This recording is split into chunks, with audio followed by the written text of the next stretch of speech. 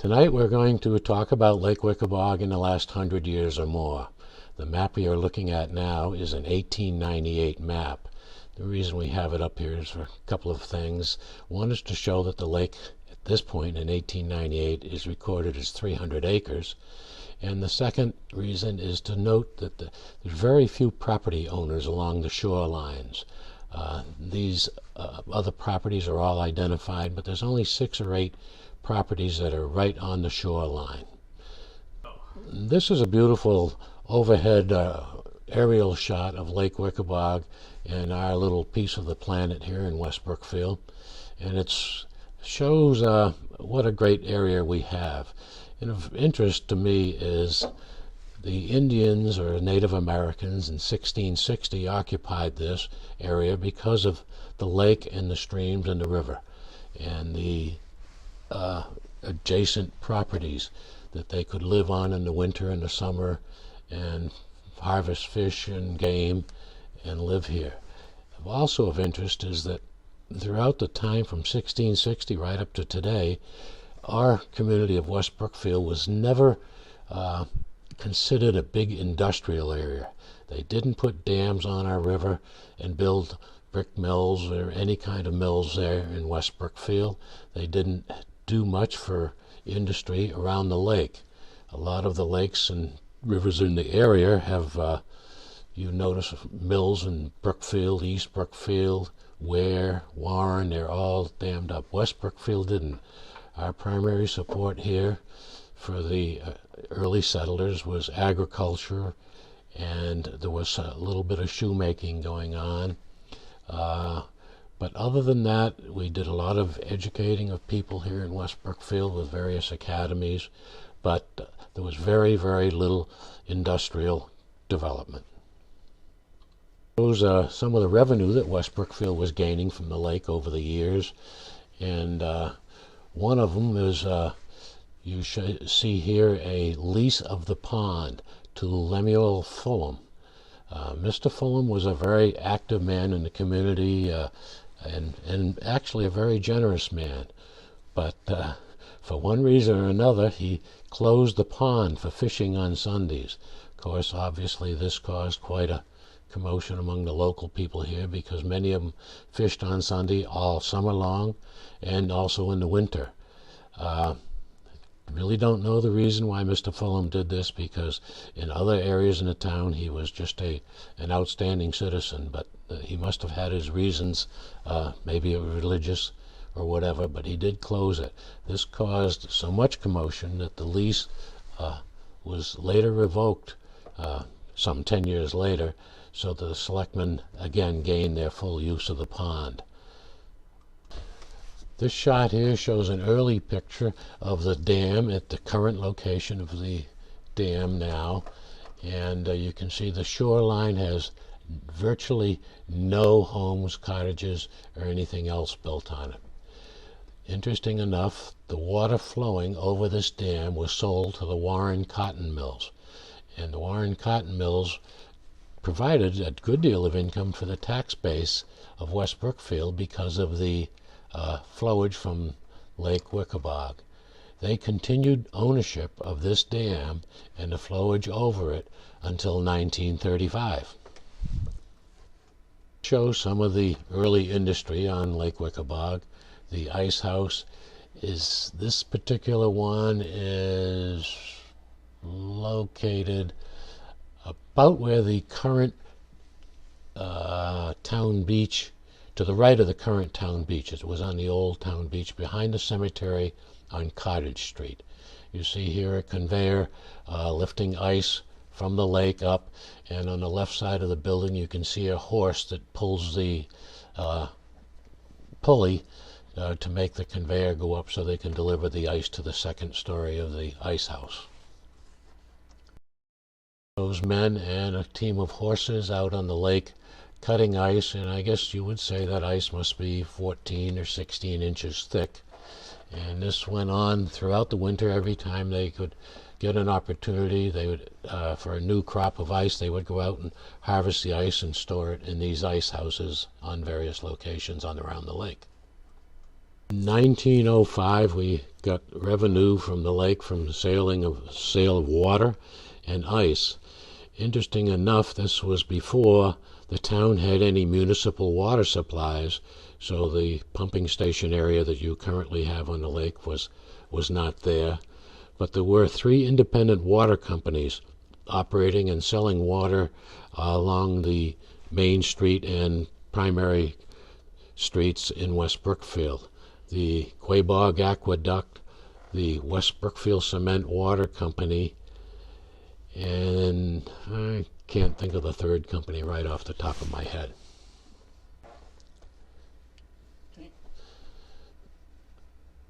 Okay, earlier I had mentioned that the cotton mills in Warren were providing income to the town, and this is a 1905 tax guide, and it shows that the Thorndike Mill, which is also the cotton mill's a different name, was taxed $112 for the sale of the water going out of Lake Wikaboag. Incidentally, at that $112 was one of the top 10 sources of revenue for 1905. What we're looking at here is a 117-acre plot of land running from actually the south side of Route 9 all the way up to the end of Beach Drive and Hillside Drive. That was before there was a Lakeshore Drive extension, but it ran right up to there. It goes south direction, including the land that the current motel is on, and the vegetable stand. It goes over to what was the Fairbanks Farm, which is now Roger Slowbody's miniature horse farm. That was 117 acres. It was sold to the Worcester Street Railway because they were going to use this land to build a park to increase their revenue on the trolley line, which had just been completed in 1902 to Ware, Roland Gabriel's home. If you look at Roland Gabriel's home and look to your left, the park came in, the rail trolley line came in from Route 9 over a rail bed that is currently, you can currently still see behind the homes. Several thousand people, according to this newspaper article, showed up for the grand opening, and they all pronounced the grove in fine and fit order, and one of the best in this area of the state. Advertisement of August 11th, 1902, advertising a California Minstrel, Hobo Quartet, Professor Abbott's Orchestra, and others. This was part of the entertainment going on at the Lakeside Theater. They would draw people from as far away as Worcester on the east, and Ware could come up on the trolleys that were owned by this Worcester Railway, Street Railway, and visit this park, and then leave and go back. Many people, they said they ran 6 or 8 times a day during their season to bring people to visit this park. This picture here shows 3 of the trolleys, open car summer trolleys, at the end of the line in front of the park. I believe those 2 homes at the top, or 2 buildings at the top, are in the area of Roland Gabriel's home now. And this is somewhat in front of that, really not too far from the shoreline. This overhead here shows the trail line, the trolley line coming down, and it had a loop here where they could embark and disembark and then run the trolley back to the original line, this line here running from Ware to West Brookfield. This is part of the old trolley line, the bed for the trolley that's currently behind the homes, and you can see that it's very evident that there was a trolley that came through here, and the people maintain it now. These trees here along both sides were probably not even planted at the time, and the rail bed is still there and existing today in the year 2005. This is one of the pavilions and probably dance halls at the park. It's an early picture, 1902, and they did have electricity to the park, and obviously they would need it to run the trolley lines, and they also had it for all their auxiliary buildings. Another shot of various buildings up at the Lakeside Park. The front, looking from the park down across the lake, people recognize this as an area right off the current Lakeshore Drive, and you see a little point to the left there. One boat there in this shot. This is a steamboat leaving from Lakeside Park. You can see also they had canoe rentals. There's 6 or more canoes on the left side, a rowboat, and Knowlton was the operator of the steamboat at this time. I think I counted at one point there are 18 people on the steamboat, and occasionally they would pull a barge behind that boat, and the barge would also hold more than 20 people. So this was an area of recreation and tourism for the Lake Wikaboag area in 1902. 1902 was the biggest year that the park ever knew, and it went broke in the latter part of 1902. There was actually no activity on it, and the rail line, the trolley line, get very, very little play between Ware and West Brookfield. And the 117 acres went up for foreclosure because the trolley line was not paying taxes. You can see this. This is a notice that the property has been sold at foreclosure to Abraham Crestwell.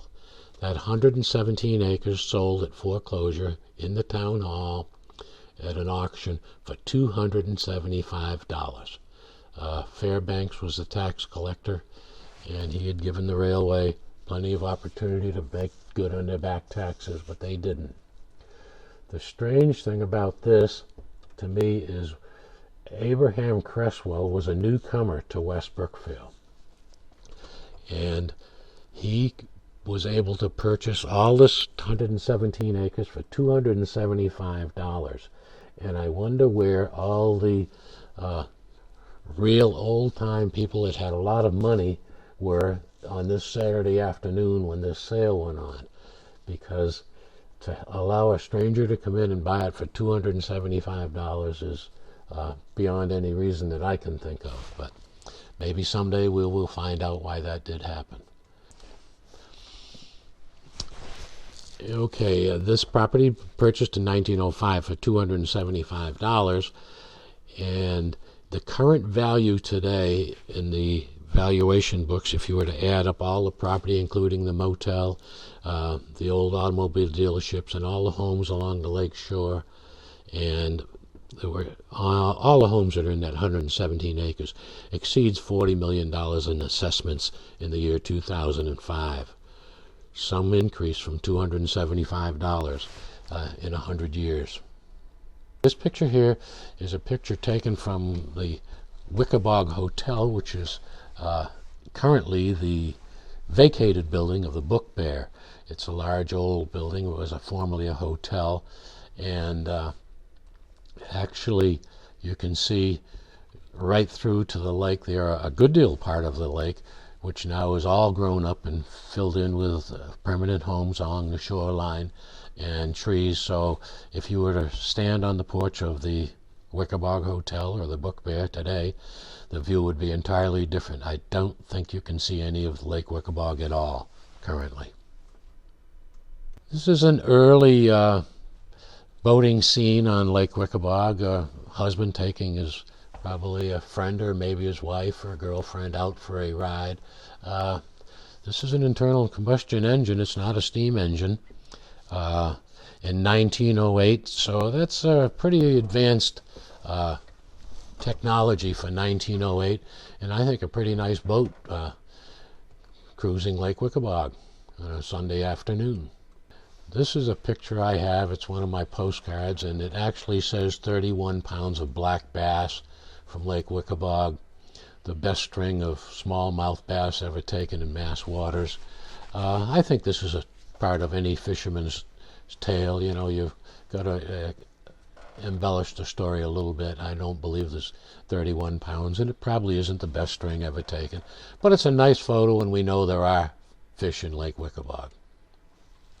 1922, the property that was bought for $275 at taxes, back to taxes, sold in 1922 for $20,000. It was sold to Boyle and Davidson, a Springfield, two gentlemen from Springfield, and it became a subdivision of Lakeshore Drive, Hillside Drive, and Beach Street. There were 75 lots subdivided on the waterfront, and a number of lots on the back side of it, so that the total number of lots was 107. But there were 75 waterfront lots. So the Cresswell that paid $275 did well. His family sold it later for $20,000, and as we know now, it's up in the millions. So in 1925, 2 or 3 years later, there was a developer by the name of Martin upselling lots in Council Grove area. At that time, Council Grove went all the way down to the lake in front of almost to Altha Dixon's. That whole area was called Council Grove, versus what we now is one street up there. But those lots were at 1925 selling for $250 to $450. The lots previously to this that Boyle and Davidson were having, most of those sold for $250. And now, actually these two pictures are only about 100 yards apart. The first picture showing the youngster in the rowboat waving is 100 yards further east of the current building that you're looking at on the right-hand side. I guess there's been a little bit of change and a little bit of value added to our lake in 100 years. I would have guessed that since the cotton mills in Warren went out in the early 30s, that West Brookfield took title to the dam before 1935. But in my research, I find in a town report that the town voted to buy on February 11th, 1935, the land and the dam bordering Lake Wikaboag and the flowage rights from a man who at that time was near Boston, who had bought the assets of the failed cotton mills in Warren. The town paid $360 in 1935 for it. If they could have waited a year, it would have been nicer for them, because in 1936 the dam had considerable damage and had to have a lot of repairs because of the flood in 1936 and then again in 38. This is a picture of the 1936 flood. For those who want to note that, they can see there are no leaves in the trees. The flood in 36 was because of snow melting and heavy rains in the latter part of February and I think the first week in March. The flood in 38 was an August flood, and so there are leaves on the trees. This shows a car coming through Route 9 from Ware, and to the right you'll see a sign that says, which is the current Lake Shore Drive. That sign says Balls Beach, cottages for rent, canoes, boat rentals, etc. Balls Beach was owned by a gentleman by obviously the name of Ball in the 30s. Sold it to Billy Hackett in the 40s, and then Billy Hackett sold it to John Carrier's dad, Anthony Carrier, in the 50s. So it's all the same property: Balls Beach, Hackett's Beach, Carrier's Beach, at the end of Lake Shore Drive. 1948, This was probably one of the best attended town meetings that this town has seen. I have lived here nearly 40, 60 years, and I've never known another town meeting to have over 400 people. And this newspaper article says there were over 400 at the second hearing of a application to establish a seaplane base on Lake Wikaboag. This was by a Mr. Fountain, who had been discharged from the military. I believe he might have been a pilot in the military during World War II, and he was very interested in putting a seaplane base down at what is now the beginning of Lakeshore Drive. Obviously, 400 people were against it at that point, and the selectmen no longer entertained any applications for a seaplane base. 1948 aerial shot of Lakeshore Drive. You can see there's only a couple properties on the west side of Lakeshore Drive, and a few what I believe are summer buildings or summer homes on the west side, on the east side of Lakeshore Drive. Obviously, if we could have this picture today, it would look much, much different. Familiar with the boat club and their property at the other end might recognize this. This is the building up in New Salem. It was a hunting lodge. Actually, it was owned by Harry Hackett, my grandfather, and the state purchased his 270 acres, a pond, and the buildings, and this was his primary hunting and fishing lodge up there, which was sold to the Lake Wikaboag Boat Club and taken apart log by log and re-erected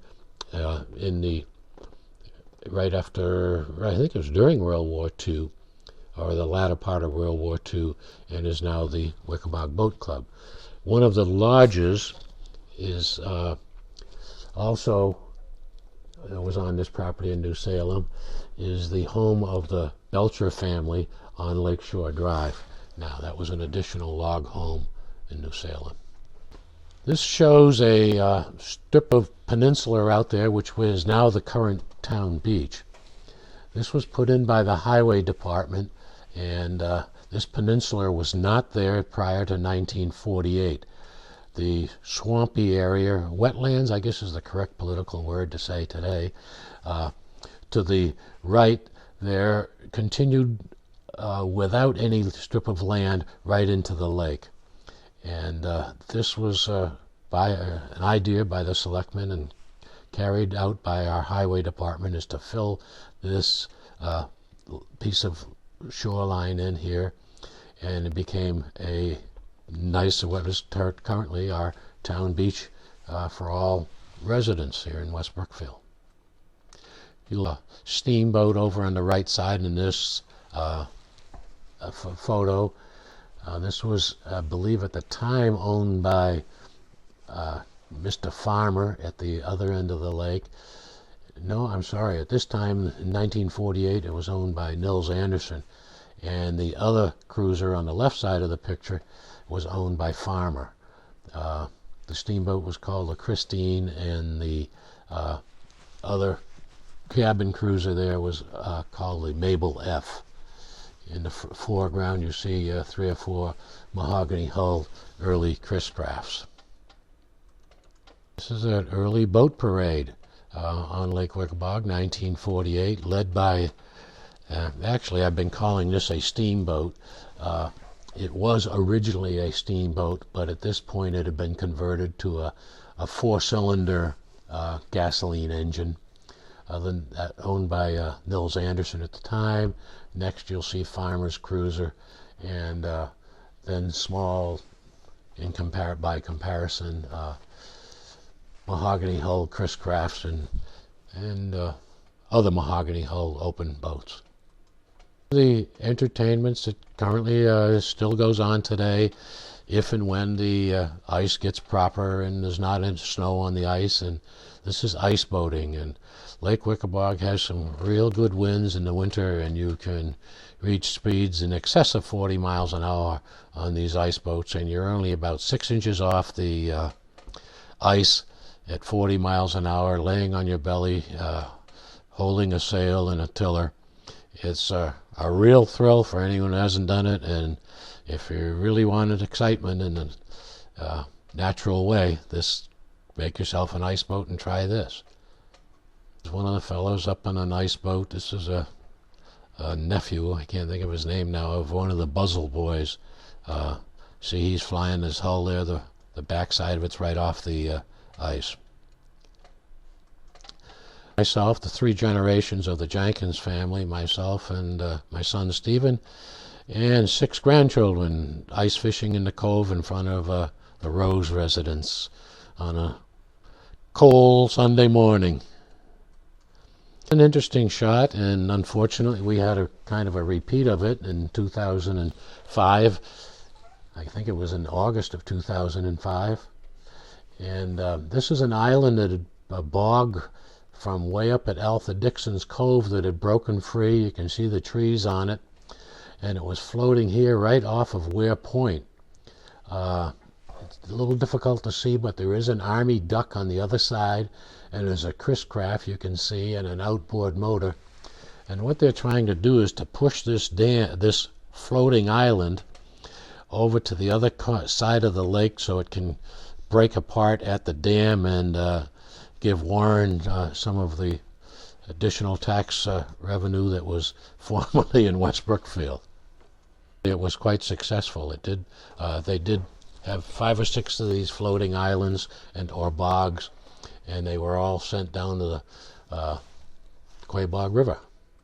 1959 program for a regatta, big event held usually in August, the last week of August before Labor Day weekend, and there was outboard motorboat races, inboard races, decorated cottages, and a very professionally done ski show, which was done by all local residents that had spent the summer preparing to put on a show for the annual regatta.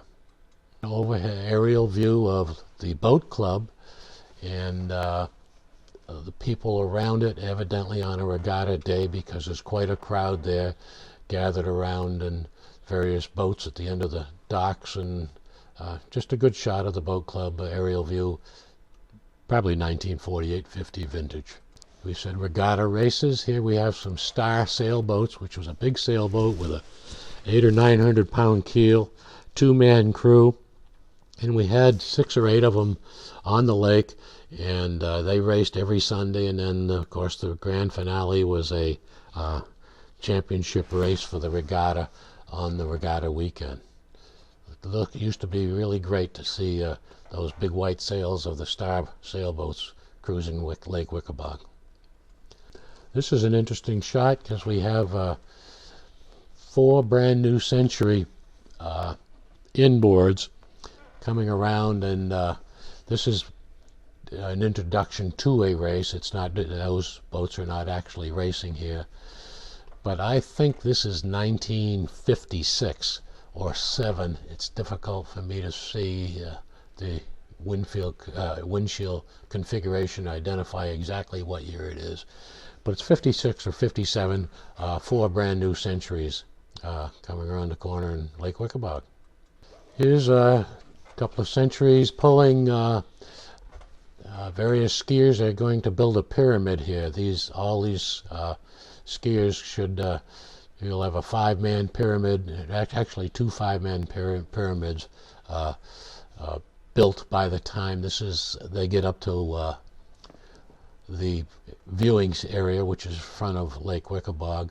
This is by Glenn Gray's and Palmer Carroll's cottages up at the other end of the lake.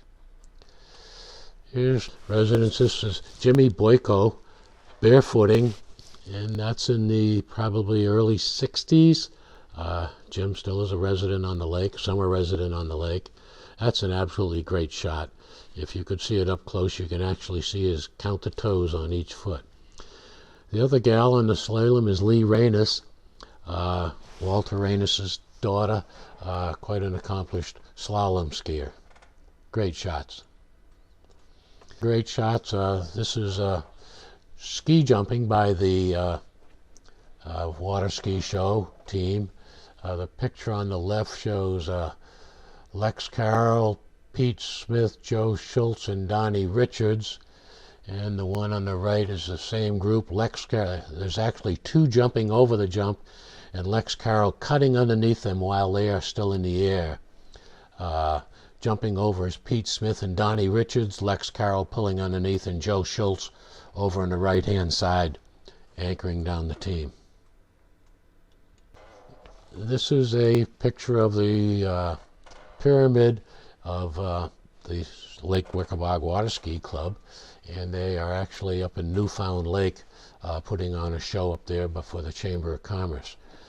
This water ski show that they did was really a professional endeavor. It